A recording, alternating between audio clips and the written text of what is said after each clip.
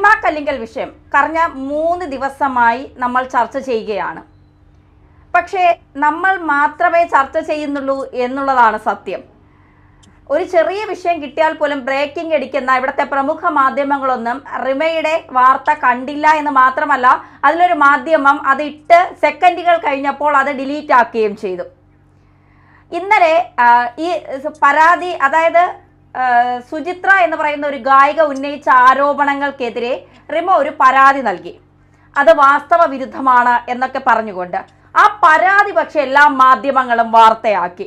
അതിൽ കൂടുതൽ വാർത്തയാക്കേണ്ടത് ലഹരിക്ക് പെൺകുട്ടികളെ അടിമകളാക്കുന്നു, അവരുടെ വെർജിനിറ്റി വരെ നഷ്ടപ്പെടുത്തുന്നു, അവരെ ലൈംഗികമായി ദുരുപയോഗം ചെയ്യുന്നു, അവിടെ നിന്ന് കിട്ടുന്ന ചോക്ലേറ്റ് പോലും കഴിക്കാൻ പറ്റാത്തതാണ് എന്നുള്ള ഗുരുതരമായ ആരോപണങ്ങൾക്കൊന്നും ഒരു മറുപടിയില്ല.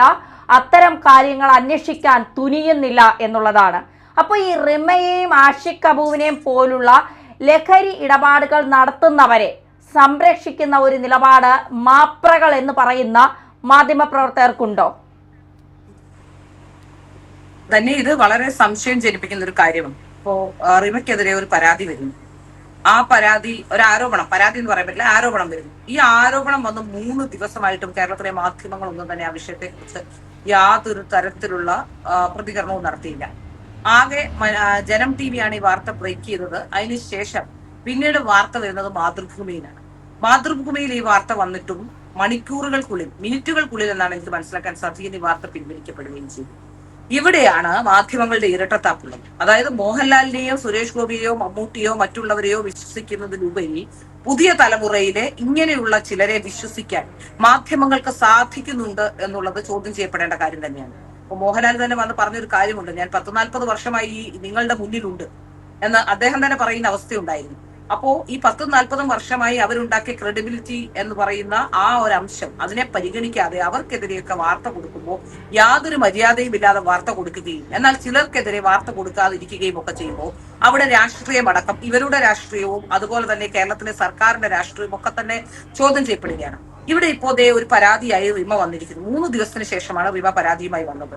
ഈ 3 ദിവസത്തിന് ശേഷം റിമ മാത്രമാണ് പരാതിയുമായി വന്നത്. ആഷിഖ് കപൂറിന്റെ വീട്ടിലും റിമയുടെ വീട്ടിലും രണ്ടുപേരുടെയും വീട് സെപ്പറേറ്റ് പറഞ്ഞിട്ടുണ്ട്.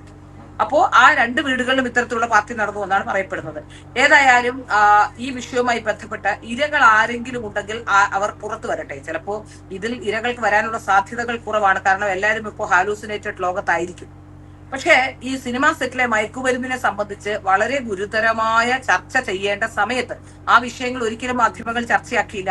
അവർക്ക് വേണ്ടത് ഇത്തരത്തിലുള്ള ഏതെങ്കിലും ജൂനിയർ ആർട്ടിസ്റ്റുകളോ ആരെങ്കിലും ഒക്കെ പറയുന്ന കഥകൾ വെച്ചുകൊണ്ട് റേറ്റിംഗ് ഉണ്ടാക്കലാണ്.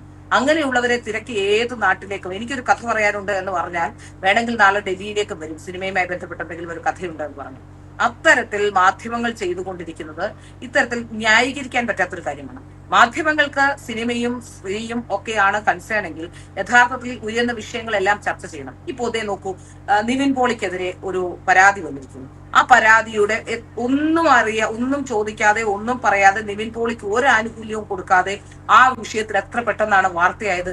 ഏതായാലും 2 മണിക്കൂറിനകം നിവിൻ പോളി വളരെ ആത്മവിശ്വാസത്തോടു കൂടി മാധ്യമങ്ങളെ നേരിട്ടു. അവിടെയാണ് നിവിൻ പോളി എന്ന് പറയുന്ന ആൾ ഒരു പക്ഷേ സത്യസന്ധനായിരിക്കും എന്നതിന്റെ സാക്ഷ്യം. എന്നാൽ റിമ 3 ദിവസമായി വിഷയത്തെക്കുറിച്ച് ഒരു പ്രതികരണവും നടത്തിയിട്ടില്ല. 3ാമത്തെ ദിവസം ഇപ്പോൾ ചെയ്തിരിക്കുന്നത് എന്താണ്? SIT, അതായത് ഈ മറ്റ് കേസുകൾ അന്വേഷിക്കുന്ന ഹേമ കമ്മീഷൻ റിപ്പോർട്ടുമായി ബന്ധപ്പെട്ടുള്ള കേസുകൾ അന്വേഷിക്കാൻ കോൺസ്റ്റിറ്റ്യൂട്ട് ചെയ്ത് അവർക്ക് എന്നെ മോശപ്പെടുത്തുന്നു എന്ന് പറഞ്ഞുകൊണ്ട് ഒരു പരാതി കൊടുത്തു. അങ്ങനെയാണോ പരാതി കൊടുക്കേണ്ടത്? കോടതിയിലാണ് ഒന്നിൽ ഡിഫോമേഷൻ കൊടുക്കേണ്ടത്, അല്ലെങ്കിൽ ഇത്തരത്തിലൊരു ആരോപണം ഉണ്ടാകുമ്പോൾ സൈബറിൽ പരാതി കൊടുക്കണം, ഇവർക്കെതിരെ അല്ലെങ്കിൽ പോലീസിൽ പരാതിപ്പെടണം. ഇതൊക്കെയല്ലേ, പോലീസിൽ പരാതിപ്പെട്ടാലല്ലേ ഈ വിഷയത്തിൽ അന്വേഷണം നടത്താൻ പറ്റുള്ളൂ. ഇപ്പോ SIT എന്ന് പറയുന്ന ഈ അന്വേഷണ സംഘത്തിന് കൊടുത്താൽ ഇവരെന്താണ് ചെയ്യുക? ഒരു കുറഞ്ഞ പക്ഷെ ഒരു മൊഴിയെടുക്കും, ഗായിക സുചിത്രയെ വിളിച്ച്. അതിനപ്പുറത്തേക്ക് FIR രജിസ്റ്റർ ചെയ്ത് അന്വേഷണം നടത്തേണ്ട വിഷയമല്ലേ? വളരെ ഗൗരവകരമായ ഒരു വിഷയം ഉന്നയിക്കപ്പെട്ടപ്പോൾ മാധ്യമങ്ങൾ എന്തുകൊണ്ടാണ് അതിൽ നിന്ന് പിന്മാറിയതെന്ന് ചോദിച്ചാൽ, ചില മാധ്യമ പ്രവർത്തകരുടെ ഇടയിൽ, കേരളത്തിലെ മാധ്യമങ്ങളുടെ ഇടയിൽ ചില വേർതിരിവുകളുണ്ട്, അത് നമുക്കറിയാം. ചില ആന്റി നാഷണൽസും അത്തരത്തിലുള്ള ചില വാദഗതികൾ മുന്നോട്ട് വെക്കുന്ന മാധ്യമ പ്രവർത്തകരും ഒക്കെ ഉണ്ട്. അവരുടെയൊക്കെ ഒരു ഏകദേശ അതിന് രൂപം കൊടുത്തിട്ടുള്ള അല്ലെങ്കിൽ അത്തരത്തിലുള്ള മാധ്യമ പ്രവർത്തകരെ ഏകോപിപ്പിക്കുന്ന ചില ഓൺലൈൻ മാധ്യമങ്ങളുടെ തലപ്പത്തിരിക്കുന്ന ചില വ്യക്തികളുണ്ട്. അത്തരത്തിലുള്ള ചില വ്യക്തികൾ, ചില മാധ്യമ പ്രവർത്തകർ ഒക്കെ അത്തരത്തിലുള്ളവർ ഇവരുടെ കമ്പനിയാണ്. അതായത് ഈ റീമ അടക്കമുള്ളവരുടെ കമ്പനിയാണ് അത്തരത്തിലുള്ള ചിലർ.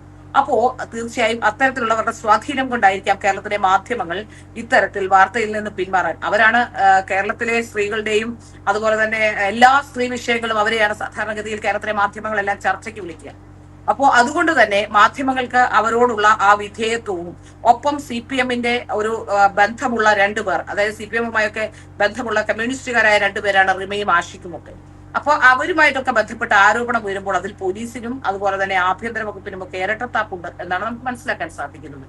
ഇവിടെ യഥാർത്ഥത്തിൽ സിനിമാ സെറ്റുകളിൽ മയക്കുമരുന്നുണ്ട്, യാതൊരു സംശയമില്ലാത്ത കാര്യമാണ്. സിനിമാ സെറ്റുകളിൽ ലഹരിയുടെ ഉപയോഗം വലിയ തരത്തിലുണ്ട്, അത് നമുക്ക് ഉറപ്പിച്ച് പറയാൻ കഴിയും. പക്ഷെ അതിന്റെ കണ്ണികൾ ആരാണ്, ഏതാണ് എന്നതിനെ സംബന്ധിച്ചാണ് ഈ ചർച്ച നടത്തുന്നത്.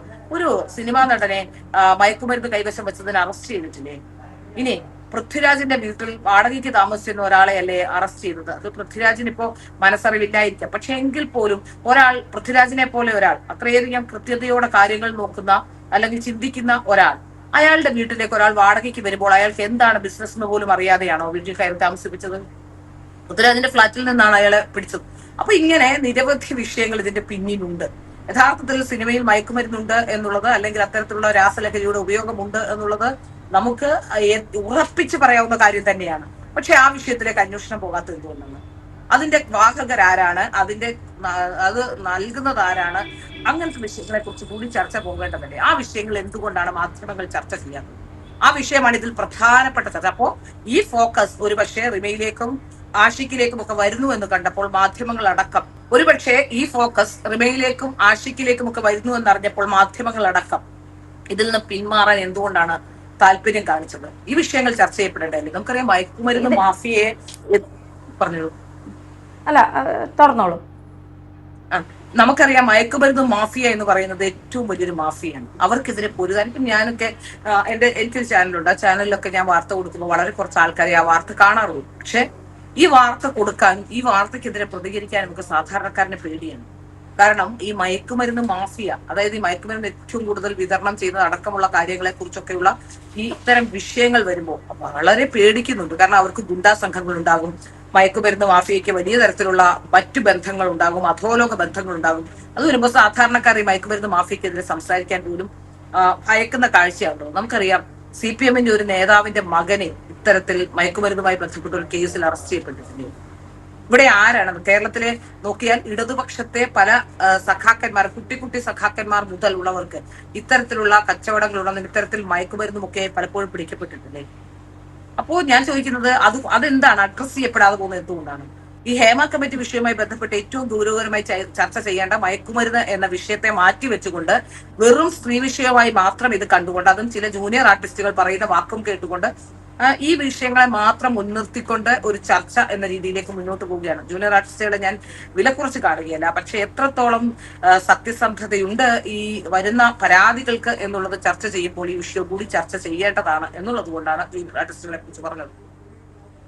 ഈ റിമയും ആഷിഖുമൊക്കെ ഇടതുപക്ഷ ചിന്താഗതിക്കാരാണ്. അതുകൊണ്ട് തന്നെ ഇവർക്കെതിരെ വരുന്ന ആരോപണങ്ങൾ കൃത്യമായി ആഭ്യന്തര വകുപ്പ് അന്വേഷിക്കാനും തയ്യാറാകില്ല എന്നുള്ളതൊരു യാഥാർത്ഥ്യം തന്നെയാണ്. ഈ മയക്കുമരുന്നുമായി ബന്ധപ്പെട്ട വിഷയം വരുമ്പോൾ കേന്ദ്ര അന്വേഷണ ഏജൻസികൾ ഇത്തരത്തിലൊരു പരാതി അവരെടുത്തെത്തിയാൽ അത് കൃത്യമായി അന്വേഷിക്കാൻ അവർ മുതിരില്ലേ? തീർച്ചയായും നാർക്കോട്ടിക് കൺട്രോൾ ബ്യൂറോ ആണ് ഈ വിഷയത്തിൽ അന്വേഷണം നടത്തേണ്ടത്. നാർക്കോട്ടിക് കൺട്രോൾ ബ്യൂറോയ്ക്ക് ഒരു പരാതി വളരെ കൃത്യമായി തന്നെ നൽകേണ്ടതാണ്. ആരെങ്കിലും അത്തരത്തിലുള്ള പരാതി കൊടുത്താൽ തീർച്ചയായും അന്വേഷിക്കേണ്ടതാണ്. ഇനി സിനിമാ രംഗത്ത് ഇത്തരത്തിലുള്ള ഏതെങ്കിലും ഇരകൾ ഉണ്ടെങ്കിൽ ആ ഇരകൾ മുന്നോട്ട് വന്നാലും അവരിൽ അന്വേഷണം നടത്താവുന്നതാണ്. പിന്നെ മാത്രമല്ല, ഈ സുചിത്ര പറയുന്ന വാക്കുകൾ വെച്ചുകൊണ്ട് വേണമെങ്കിൽ ഒരു അന്വേഷണത്തിന് ഉത്തരവിടാവുന്നതുമാണ്. അത് ആരെങ്കിലും കേന്ദ്ര ഏജൻസികൾക്ക് മുന്നിൽ എത്തുകയോ അന്വേഷിക്കുകയോ ഒക്കെ ചെയ്യിപ്പിക്കേണ്ടതാണ്. അങ്ങനെ വന്നാൽ തീർച്ചയായും അതിനെ സംബന്ധിച്ച് ഗൗരവകരമായ അന്വേഷണം ഉണ്ടാകേണ്ടതാണ്. കാരണം നമുക്കറിയാം ഏറ്റവും കൂടുതൽ മയക്കുമരുന്ന് അടക്കമുള്ള ഇതിന്റെ വാഹകരായി കേരളത്തിലെ കുട്ടികളടക്കം മാറുന്നുണ്ടെന്ന കാര്യത്തിൽ സംശയമില്ല. ഞാൻ എപ്പോഴും മുന്നോട്ട് വെക്കുന്ന ഒരു കൺസേൺ അതാണ്.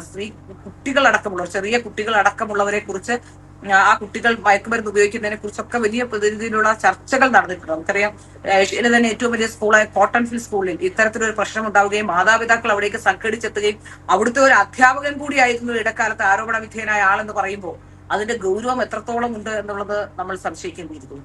അപ്പൊ തീർച്ചയായും മയക്കുമരുന്നുമായി ബന്ധപ്പെട്ട വിഷയങ്ങൾ ചർച്ചയാക്കാതിരിക്കാൻ ഇടതുപക്ഷവും അതുപോലെ തന്നെ മയക്കുമരുന്ന് മാഫിയയും ഈ സിനിമയിലെ പവർ ഗ്രൂപ്പ് എന്ന് ഞാൻ പറയുന്നത് ഇത്തരത്തിലുള്ള ഗ്രൂപ്പുകളെയാണ്. ഞാൻ ചോദിക്കട്ടെ, സാധാരണ സിനിമയിൽ അല്ലെങ്കിൽ ഇപ്പോൾ ഒരു സ്ഥാപനത്തിൽ ആ സ്ഥാപനത്തിൽ മേലധികാരികളോ അല്ലെങ്കിൽ ആ കുറെ കാലം എക്സ്പീരിയൻസ് ഉള്ളവരോ മുതിർന്നവരോ ഒക്കെ നടത്തുന്നത് പവർ ഗ്രൂപ്പ് ആണെന്ന് പറയുകയും, എന്നാൽ അതല്ല പവർ ഗ്രൂപ്പ്. യഥാർത്ഥത്തിൽ എല്ലാ സംവിധാനങ്ങളെയും നിയന്ത്രിക്കാൻ കഴിയുന്നതാണ് പവർ ഗ്രൂപ്പ്. സിദ്ദിഖ് പവർ ഗ്രൂപ്പിന്റെ ഭാഗമാണെന്ന് ഇവർ പറയുന്നുണ്ടല്ലോ. എന്ത് പവർ ഗ്രൂപ്പാണ് സിദ്ദിഖിനുള്ളത്? അങ്ങനെയെങ്കിൽ സിദ്ദിഖിനെ ഇപ്പോ ഇത്തരത്തിൽ സിദ്ദിഖിനും എതിരെ കേസ് വരില്ലായിരുന്നല്ലോ, അല്ലെങ്കിൽ സിദ്ദിഖിനെ കേസെടുക്കാൻ സർക്കാർ ഭയന്നേനെയല്ലോ. ഒരു വിഷയം ചർച്ച ചെയ്യാൻ പോലും സർക്കാർ സംവിധാനങ്ങളെ ഏകോപിപ്പിക്കാനും മറ്റു വിഷയങ്ങളിൽ മാധ്യമങ്ങളെ ഏകോപിപ്പിച്ചുകൊണ്ട് വാർത്ത വരുത്താതിരിക്കാനും ഒക്കെ കഴിയുന്നുണ്ടെങ്കിൽ അവരല്ലേ തന്നെ പവർ ഗ്രൂപ്പ്, അല്ലാതെ ഇവരാണോ പവർ ഗ്രൂപ്പ്? അപ്പൊ അതിനെ സംബന്ധിച്ച് കൂടി ഈ സിനിമയിലെ പവർ ഗ്രൂപ്പ് എന്ന് പറഞ്ഞുകൊണ്ട് ആദ്യം മുതലേ ചർച്ചയും ഫോക്കസും മുതിർന്ന സിനിമാ താരങ്ങളിലേക്ക് മാറ്റാനുള്ള, ഒരുപക്ഷെ മമ്മൂട്ടിയിലേക്കോ മോഹൻലാലിലേക്കോ ദിലീപിലേക്കോ ഒക്കെ എത്തിക്കാനുള്ള ശ്രമങ്ങളാണ് ഇവർ നടത്തിക്കൊണ്ടിരുന്നത് ഈ പവർ ഗ്രൂപ്പ് എന്ന് പറഞ്ഞുകൊണ്ട്. ഇതിൽ മൊഴി നൽകിയവർ ഇന്നലെ ഒരു ഇന്റർവ്യൂവിന്റെ കുറച്ചു ഭാഗം റിവയുടെ കാണാനിടയായി. ഇനിയും മൊഴി നൽകിയവരോട് ചോദ്യം ചോദിക്കുക, അവരെ കുറിച്ച് അവർ കേസ് കൊടുക്കണമെന്ന് ചടിക്കുകയോ ചെയ്യരുത് എന്നാണ്. ഞാൻ ചോദിക്കട്ടെ, ഒരു മൊഴി, ഒരാൾ വന്ന് പറയുന്ന മൊഴി, ആ മൊഴിയിൽ അന്വേഷണം നടത്തണ്ടേ? അല്ലെങ്കിൽ ഈ മൊഴിയും വെച്ചുകൊണ്ട് ഒരു പരാതി അല്ലെങ്കിൽ ഒരു കേസ് അങ്ങ് എടുത്താൽ മതി? ആ മൊഴി വെച്ചുകൊണ്ട് കേസ് നടത്തുമ്പോൾ, അതിൽ അന്വേഷണം നടത്തുമ്പോൾ പരാതിക്കാർ മുന്നിൽ എത്തേണ്ടേ? എന്താണ് ഇങ്ങനെ ബോധമില്ലാതെ സംസാരിക്കുന്നത്? നീതിന്യായ വ്യവസ്ഥയെ കുറിച്ച് ബോധമില്ലാതാണോ സിനിമാക്കാർ ഇവിടെ ജീവിക്കുന്നത്? ഇനി അവരോടൊന്നും ചോദിക്കരുത്. അവർ തന്ന മൊഴി അത് വിശ്വസിച്ചുകൊണ്ട്, ഇവർ തന്ന മൊഴി വിശ്വസിച്ചുകൊണ്ട് ബാക്കിയുള്ളവരെയൊക്കെ ക്രൂശിച്ചോണം. അതല്ലേ അതിന്റെ അർത്ഥം? അങ്ങനെ ഒരു പരാതി മമ്മൂട്ടി, മോഹൻലാൽ ഉൾപ്പെടെയുള്ള ചില ഗൂഢസംഘത്തിന്റെ കണ്ണിൽ പെടാത്തവരെയൊക്കെ ക്രൂശിച്ചോളൂ, ഞങ്ങളെയൊക്കെ തൊട്ടാൽ വിവരം അറിയും. തീർച്ചയായും അത്രമൊരു നിലപാടാണ്. കാരണം രേവതിക്കെതിരെ ഉയർന്ന ആരോപണം അന്വേഷിച്ചോ? അതെന്താ, ഒരു ട്രാൻസ്മെൻ ആയതുകൊണ്ടാണോ? അത്തരത്തിലുള്ള ആരോപണങ്ങൾ അന്വേഷിക്കേണ്ടതല്ലേ? അപ്പോ രേവതിക്കെതിരെ ഗൗരവകരമായ ആരോപണമല്ലേ? എനിക്കറിയില്ല, എനിക്ക് എന്തുകൊണ്ടാണെന്ന് മനസ്സിലാവുന്നില്ല. അവരുടെ സംഘടനകളും, എനിക്കൊന്ന് ട്രാൻസ്ജെൻഡർ ഗ്രൂപ്പിൽ പെടുന്നതാണെന്ന് തോന്നുന്നു, അവരും അവരുടെ ആൾക്കാരും ഒക്കെ ഈ വിഷയത്തിൽ മൗനം പാലിക്കുന്നുണ്ട്. എന്നാൽ ശീതൽ ശ്യാം പറഞ്ഞിരുന്നു ഈ വിഷയത്തിൽ നേരത്തെ തന്നെ അവരോട് ഈ വിഷയം പറഞ്ഞുകൊണ്ട് ഈ പയ്യൻ വന്നിട്ടുണ്ടെന്ന്. അതിപ്പോ ഹേമ കമ്മിറ്റി റിപ്പോർട്ടിന്റെ അടിസ്ഥാനത്തിലല്ല വന്നത് എന്നാണ് നമുക്ക് മനസ്സിലാക്കാൻ സാധിക്കുന്നത്. ഇത്തരത്തിലുള്ള വിഷയങ്ങൾ വരുമ്പോൾ ഞങ്ങളുടെയൊക്കെ നേതാക്കന്മാരെയോ ഞങ്ങളുടെയൊക്കെ ആൾക്കാരെയോ തൊട്ട് കഴിഞ്ഞാൽ അത് വാർത്ത പോലും ആക്കരുതെന്നും, ബാക്കിയുള്ളവർ ഈ കുട്ടി എന്തുകൊണ്ട് പൊതുസമൂഹത്തിൽ വന്ന് പറയുമ്പോൾ ആ ബൈറ്റായി പുറത്തു വന്നതുകൊണ്ടാണ് രേവതിയെ കുറിച്ച് ചർച്ച ചെയ്തത്. അയാൾ പേര് പറയാൻ തയ്യാറായതുകൊണ്ടാണ്. ഇല്ലെങ്കിൽ ആ പേര് ഒളിപ്പിക്കപ്പെട്ടേനെ. കേരളത്തിലെ മാധ്യമങ്ങൾ അതും ഒളിപ്പിച്ചു വെച്ചേനെ. കാരണം ചില സ്ഥാപിത താല്പര്യങ്ങൾ മാധ്യമങ്ങൾക്കുണ്ട്. ഏത് വിഷയത്തിലാണെങ്കിലും കേരളത്തിലെ മാധ്യമങ്ങൾക്ക് സ്ഥാപിത താല്പര്യങ്ങൾ ഉണ്ടെന്ന കാര്യത്തിൽ സംശയമില്ല. കൃത്യമായി വാർത്ത നൽകുന്ന, വ്യക്തമായി വാർത്ത നൽകുന്ന, അല്ലെ ഏതെങ്കിലും ഒരു സംവിധാനത്തിൽ വാർത്ത നൽകുന്ന മാധ്യമങ്ങൾ കേരളത്തിലില്ല. ജനവും ജന്മഭൂമിയും കൈരളിയും ദേശാഭിമാനിയും പോലുള്ള മാധ്യമങ്ങളെ ഞാൻ മാറ്റി നിർത്തുന്നു. കാരണം അവരൊക്കെ കൃത്യമായ രാഷ്ട്രീയ സംഘടനകളുടെ പത്രങ്ങളാണ്. അപ്പോൾ അതുകൊണ്ട് തന്നെയാണ്, അല്ലെങ്കിൽ ചാനലുകളാണ്. അപ്പൊ അവർക്ക് അവരുടെ രാഷ്ട്രീയത്തെ സംരക്ഷിച്ചേ പറ്റൂ. പക്ഷേ ഇൻഡിപെൻഡന്റ് മാധ്യമങ്ങൾ, സ്വതന്ത്ര മാധ്യമങ്ങൾ എന്ന് പറഞ്ഞുകൊണ്ട് രംഗത്ത് വരുന്നവർ എന്തുകൊണ്ടാണ് ഇത്തരത്തിലുള്ള തെമ്മാടിത്തരം കാണിക്കുന്നത്? ചോദിക്കാതിരിക്കാൻ തരമില്ല. കേരളത്തിലെ ജനങ്ങൾ കാണുന്ന വാർത്തകളാണ് നിങ്ങളുടേത്. അതുകൊണ്ട് തന്നെ ഈ വിഷയത്തിൽ എല്ലാ വിഷയങ്ങളും അറിയാൻ ജനങ്ങൾക്ക് താല്പര്യമുണ്ട്. അതിൽ ഇടതുപക്ഷമെന്നോ വലതുപക്ഷമെന്നോ ഉള്ള വ്യത്യാസം കൂടാതെ എല്ലാ വാർത്തകളും ജനങ്ങൾക്ക് മുന്നിലേക്ക് എത്തിക്കാൻ കഴിയണം. അവിടെ മറ്റു തരത്തിലുള്ള ഭേദങ്ങളൊന്നും ഉണ്ടാവരുത്. ഇത്തരത്തിൽ മയക്കുമരുന്ന് മാഫിയ അടക്കമുള്ള വിഷയങ്ങളെ കുറിച്ച് ചർച്ച ചെയ്യുമ്പോൾ അത്തരത്തിലുള്ള ആരോപണം വരുമ്പോൾ അതും ഒക്കെ ചർച്ച ചെയ്യാതിരിക്കുകയും മറ്റു ചില വിഷയങ്ങളിലേക്ക് ഫോക്കസ് കൊണ്ടുപോവുകയും ചെയ്യുന്നത് കേരളത്തിലെ മാധ്യമ പ്രവർത്തനത്തിന് ഒട്ടും ആശ്വാസ്യമല്ല. അത് പറയാതിരിക്കാൻ തരവുമില്ല.